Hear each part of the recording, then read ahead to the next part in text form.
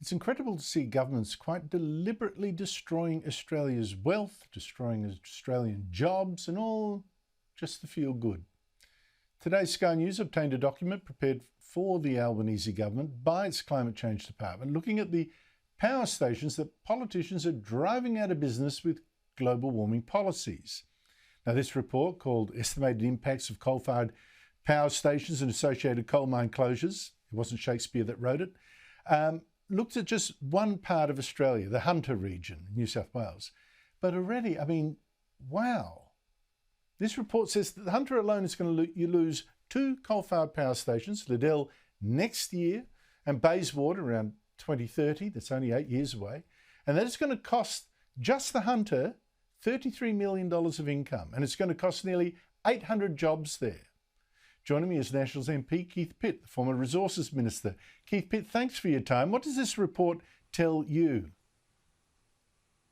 Oh, it tells you that regional Australia will be absolutely devastated when they close coal-fired power stations, particularly when you get the ones which are way before their time, Andrew. I mean, a lot of Australia's coal-fired power station fleet are quite young. They have decades to run, and yet we see companies talk about closing them early, closing them the next year and the next 5 years. And the flow-on effects to regional economies are just horrible. Now, as Resources Minister, you were looking at things like this and, coal and how it was going to get replaced. Now, the government will say, but think of all the renewable energy jobs instead. What do you make of that? It's complete bunkum. I mean, even their own side, former Labor ministers said the numbers they put forward, 600,000 plus, was complete rubbish. The idea that people will be out there doing something with solar panels, you'll be installing these things forever because every 20 years they have to be replaced, if not earlier, assuming they don't get hit by a cyclone or a hailstorm or something else that damages them. It will just be continuous across the country.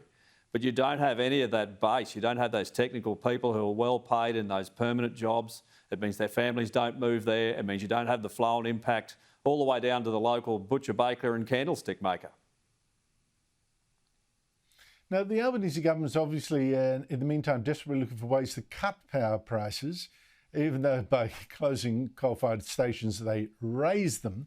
It's reportedly planning to force gas producers, for a start, to sell their excess gas, to sell it to Australia and at a price that's about a third of what they could get overseas. Will that work?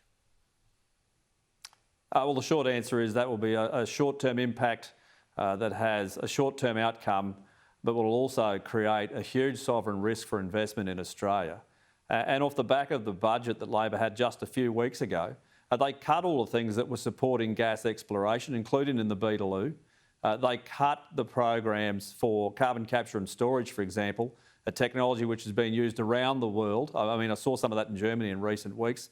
They've sold 600 of these high-pressure pumps for CCS, and yet in Australia, well, it's just not going to be used by the Labor government. And all of those things are bad because you need more supply to drive down prices. Price caps are only a short-term solution.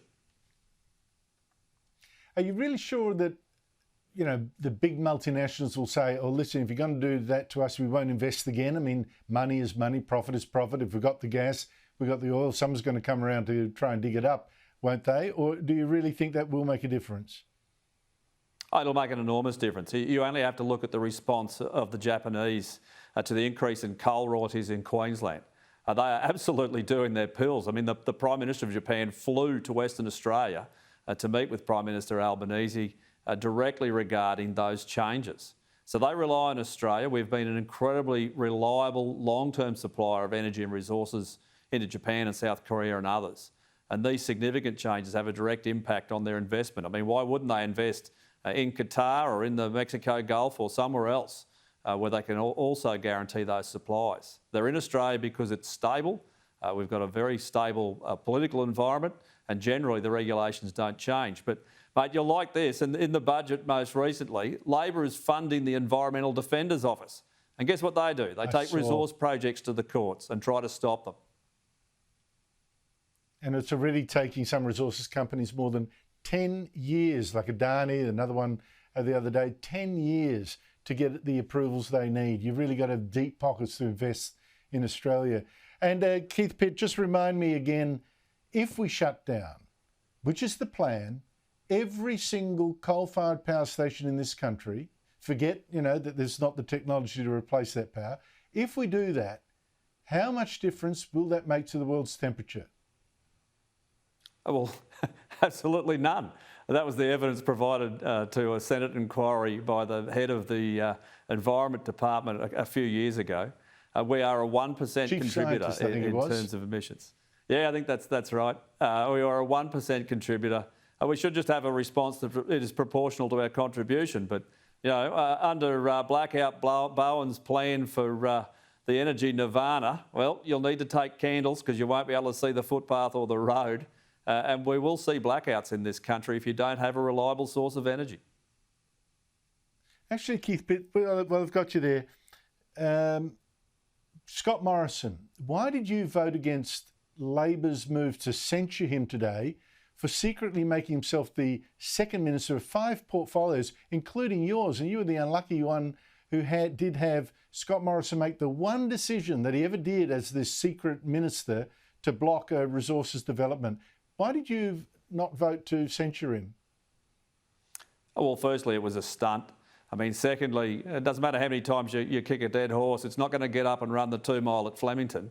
This is just Labor, to be honest, wasting the Parliament's time. Andrew, they're telling us that we'll need to sit on Saturday because they've got such a large agenda that has to be put through in terms of legislation, but they wasted 2 hours attacking the former Prime Minister when we lost government. They are in the executive positions. And to spend that much time in the Parliament on an attack on an individual, I just think was wrong. I actually think people won't like it at all. They're out there worried about being able to pay their bills and their mortgages and their fuel and everything else that continues to go up. And Anthony Albanese and the Labor Party want to spend the Parliament's time kicking Scott Morrison. It's ridiculous, particularly when they're going to plug the gap. As I suggested when this first happened, just change the rules so that you have to declare an appointment of a minister. The government says it's going to change it. Yeah, fixed, honestly. Keith Pitt, thank you so much for your time. Great to be with you.